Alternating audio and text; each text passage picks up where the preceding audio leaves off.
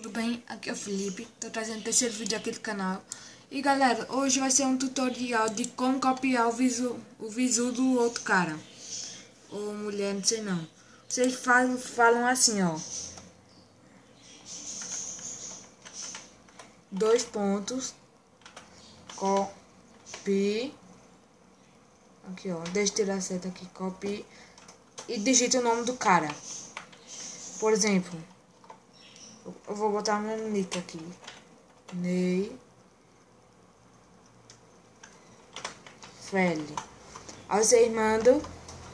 Aí vai copiar seu visual.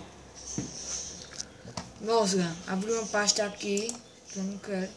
Aí vai copiar o visual da pessoa que você quer.